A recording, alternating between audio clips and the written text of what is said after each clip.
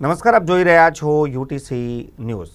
સુરતમાં એક સ્પામાં આગની ઘટના લાગ્યા બાદ આજે વડોદરાના મ્યુનિસિપલ કમિશનરે પણ ફાયરના લાશ્કરો અને અધિકારીઓને શહેરની વિવિધ સ્પા અને હોસ્પિટલોમાં ચેકિંગ કરવાના આદેશ આપ્યા હતા। આજે વડોદરા ફાયર બ્રિગેડની ટીમો દ્વારા અલગ અલગ વિસ્તારોમાં સ્પા અને હોસ્પિટલોમાં ફાયર સેફ્ટીના સાધનોની ચકાસણી કરવામાં આવી હતી। વાસના રોડ ખાતે પણ વિવિધ હોસ્પિટલો અને સ્પામાં જઈને ફાયરના લાશ્કરો દ્વારા ફાયર સેફ્ટીના કયા કયા સાધનો છે અને કઈ રીતે તે કામ કરી રહ્યા છે તેની પણ ચેકિંગ કર્યું હતું।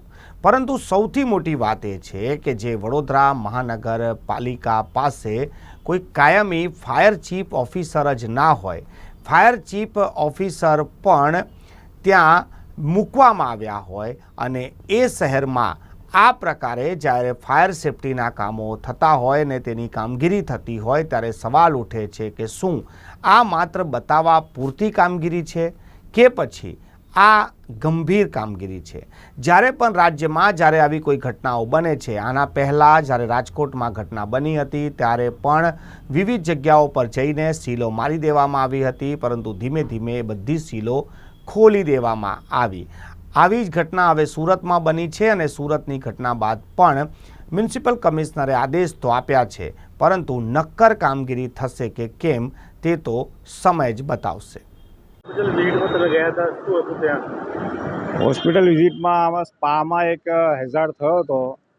એના સંદર્ભમાં અમારા કમિશનર સાહેબશ્રીએ દરેક હોસ્પિટલ ચેક કરવાનું અને ચેકિંગ દરમિયાન એનું સિસ્ટમ અપડેટ છે કે નહીં એ ચેક કરતાં જો બંધ હોય તો એ હોસ્પિટલને નોટિસ આપવાની, પ્લસ કે ચેકિંગ કર્યા પછી સ્ટાફને ફર્સ્ટ એડ ફાયર ફાઇટિંગની ટ્રેનિંગ આપવાની કીધેલ છે અમને।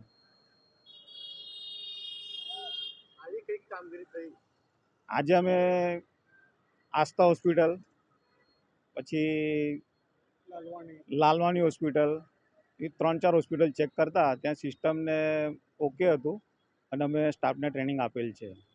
કઈ વસ્તુ તપાસવામાં આવે છે ત્યાં આગળ? Fire extinguisher, riser system, pump check કરવામાં આવે છે અને ફાયર એલાર્મ, સ્મોક ડિટેક્ટર, જે હોસ્પિટલ હોય એ પ્રમાણે ચેકિંગ કરીએ છીએ। ના, અત્યાર સુધી અમે જે હોસ્પિટલ ચેક કરી છે ત્યાં તો ઓકે સિસ્ટમ હોય છે, કમ્પ્લીટ છે। અને પ્લસ કે ડૉક્ટર સાહેબે એક સારું એવું સજેશન કરેલું છે દરેક હોસ્પિટલમાં કે સ્ટાફ ટ્રેન હોયેલો છે, ટ્રેન થયેલો છે, એક્સ્ટિંગ્વિશર બાબત કેવી રીતના યુઝ કરવું એ લોકોને આવડે છે। અમે શુક્રવારથી ચેકિંગ કરવાનું ચાલુ કરેલ છે। ફાયર ઓફિસર પ્રવીણ સિસોદિયા, બીજા અમારા ફાયર ઓફિસર છે નંદકિશોર સોલંકી।